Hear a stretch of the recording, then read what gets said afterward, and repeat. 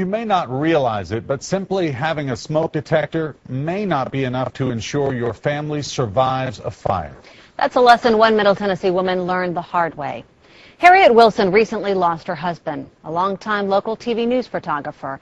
He was killed in a house fire after their smoke detector failed to go off. News Channel 5's investigative reporter Jennifer Krause first uncovered this potentially deadly problem last fall.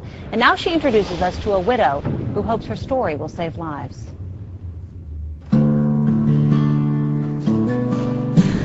That was the man I fell in love with years ago. He was her best friend and soulmate. He was my life. You could be having the worst day of your life, and that man could put a smile on your face. And he was also very special. We all loved John Wilson. We all respected John Wilson. Just so many others. I just wanted to be here to honor John. Give me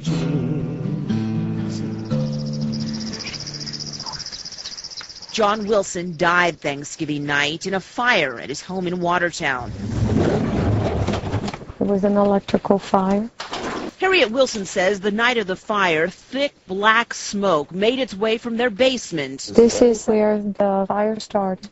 Went right past their smoke detector. It was on this floor right here, yeah. And then went all the way up to the 3rd floor. This is where John was. Where John was sleeping. You can't see, you can't breathe. It's the awfulest thing that you can imagine in your life. But it wasn't until the smoke was that thick, she says, that their alarm finally sounded. And by the time it went off, it was too late. It was way too late. It was way too late. Commercials you see say these will save your life. They detect the smoke before the fire.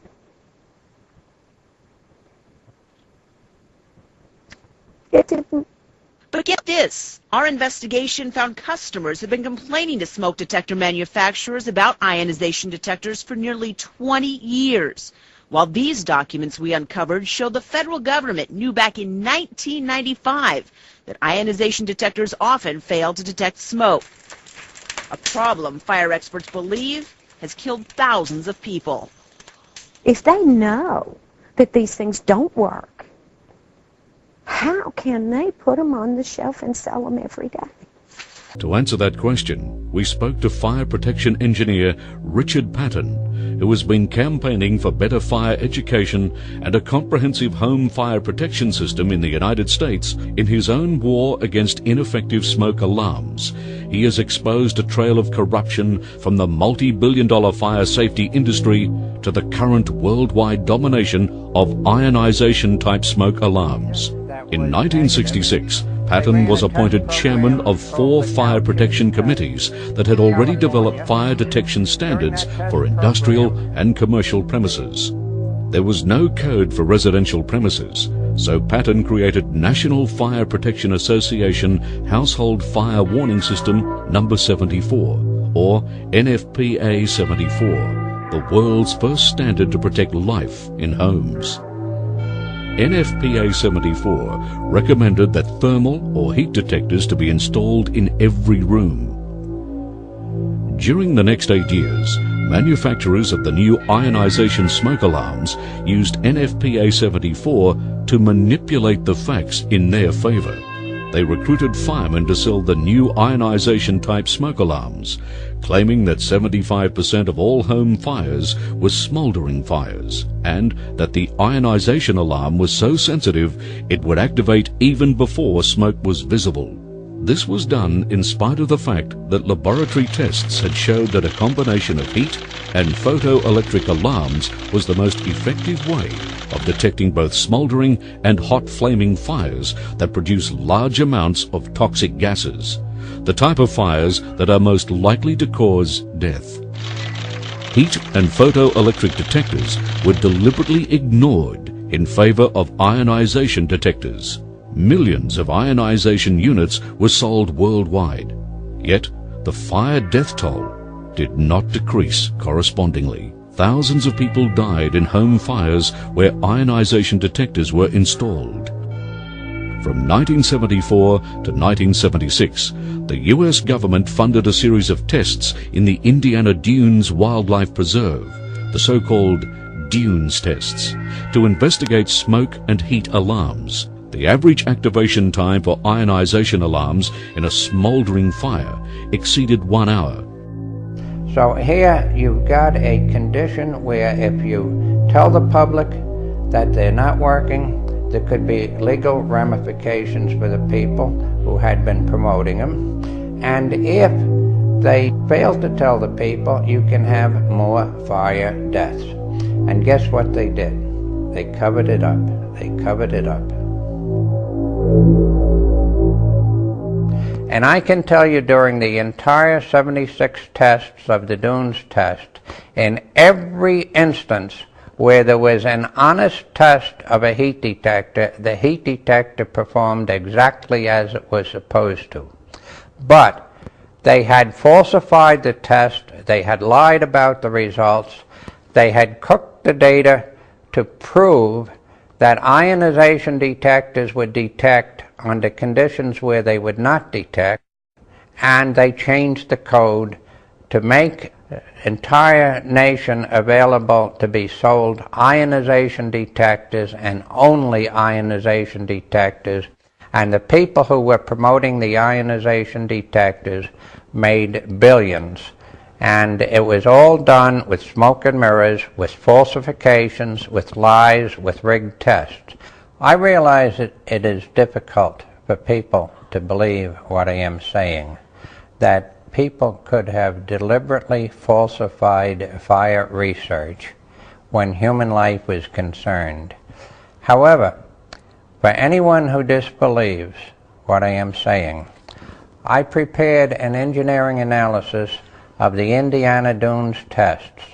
I documented every lie, every falsification that they wrote into those tests. This is now on the internet. If anyone doubts the validity of what I am saying, you can go in and you can check for yourself, and I will guarantee you that there is nothing I have said about that test program that I cannot personally back up. Patton exposed the Dunes tests cover-up and distributed 3,000 smoke detector fraud reports detailing the falsification of ionization alarm performance. And so began Patton's crusade against fire deaths.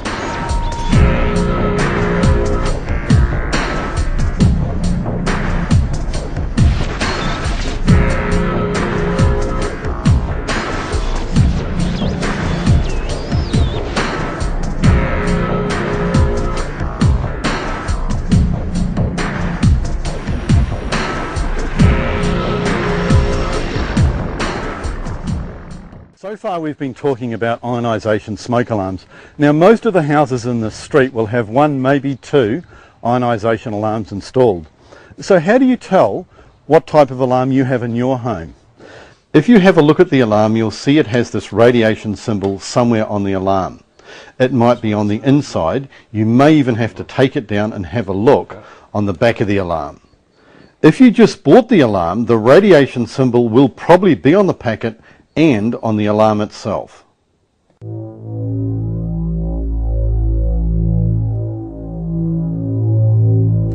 Now I'm going to tell you about something that's going to make the hair on the back of your neck stand up. This little device here, this little chamber, has a radioactive symbol. This device uses as its primary means creating a current americium-241. Americium-241 has been declared to be 15 times more dangerous than plutonium. The argument is that americium is not dangerous in the smoke detector, but it can escape with aging, it can escape in a fire. You put it into the garbage pail and some kid gets a hold of it and takes it apart to see what makes it work. Now, I raise this question. Since the detector is very defective, so mostly doesn't report the fire, at least not early. Since it contains radioactive material that is very dangerous, why use that type of detector? Of course, we know why it's sold.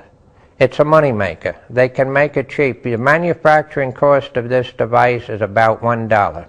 The whole entire fire regulatory system got behind this thing, falsified tests, put out false information, promoted this device.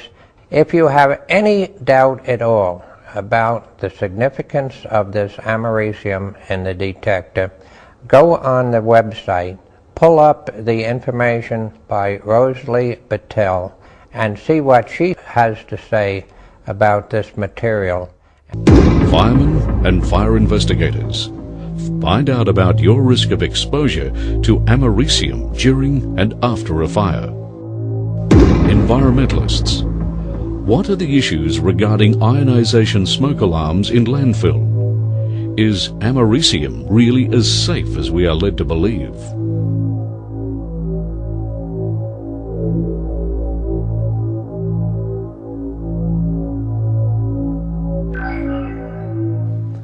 Now, the last thing we're advocating is for you to take your ionisation alarms down and have no protection at all. Later in the film, we'll talk about the alternate to the ionisation alarm, but until you've got your new alarms installed, do not take the ionisation alarms out. What I like to do is let the people know that these things are not working.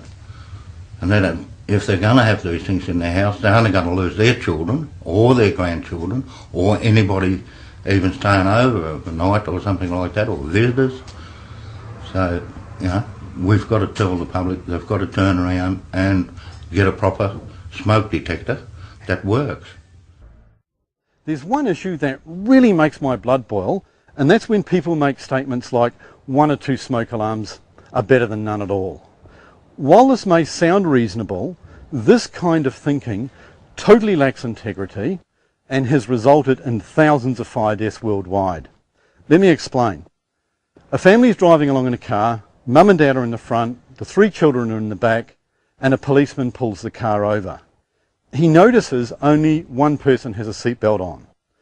What would you think if the policeman said, hey, that's okay, 1 seatbelt is better than none?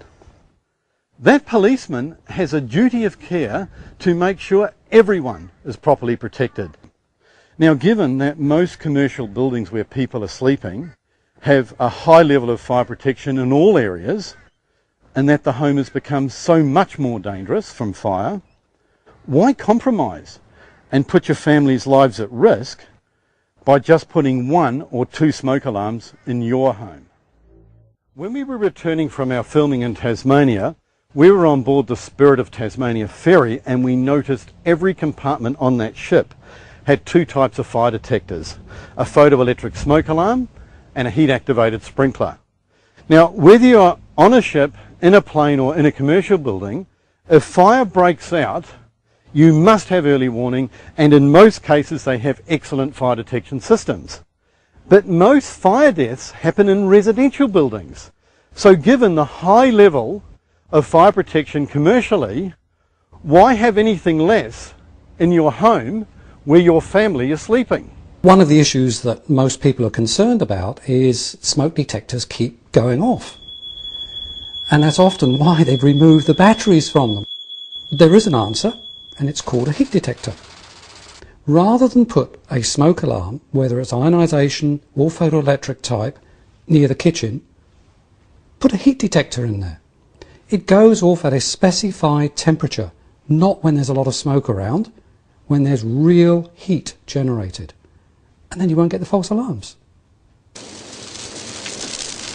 Now, we do have a type of smoke detector that will detect fire and detect it rather reliably, and that's called the photoelectric type smoke detector, and that is in very few homes. So I am urging that people get photoelectric type detectors. And I also would like to see heat detectors as part of the detector. And the reason for that is this. There are two types of fire. One is a smoldering fire. And the smoldering fire can go on and produce carbon monoxide slowly and gradually put people under when they're in the bedrooms. And if they do wake up, they're groggy, and that's why sometimes they will get to the front door and not get out. They don't know what they're doing. Very often they're already suffering from carbon monoxide poisoning. Threw the blankets back and sort of up. So you've gone from sleep to instant wake. And like by that time, like the smoke was at my hip. Yeah, it was fuzzy. I was there in body, but like, yeah, it was just crazy. So we have to have a detector that will detect the slow smoldering fire, and that's the photoelectric detector. The fast fire, the flaming fire, will produce heat very rapidly. I heard an odd noise in the house. I heard it once and it startled me, but I didn't get up. Got out of bed and, still half asleep, and staggered out of the bedroom and headed towards this lounge room and sort of seen as flames, terrifying. And the best detector for detecting the flaming fire is a heat detector. And those two detectors can actually be combined now in a single detector. Any event, whether they are separate or united, both a heat detector and a photoelectric type smoke detector are essential. If you had been given up to an hour's pre-warning of the possibility of a fire breaking out, then you can get out of the house really quickly and lives will be saved. We recommend a combination photoelectric and heat alarm be located in every bedroom, in the hallway, lounge, dining room, family room and in the laundry. We also recommend a heat alarm for the kitchen and the garage, and an all-purpose fire extinguisher that's conveniently located. Also put your fire blanket in the kitchen and make sure your evacuation plan is well rehearsed.